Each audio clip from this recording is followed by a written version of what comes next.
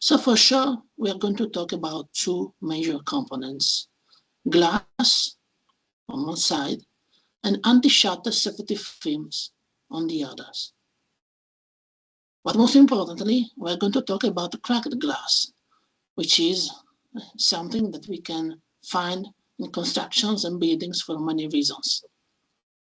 Glass, for sure, is a very brittle material.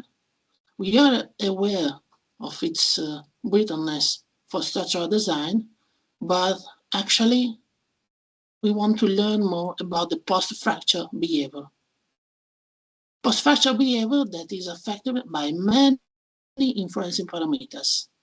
And we're going to study very few of them with the support of Abacus simulations like today's tutorial.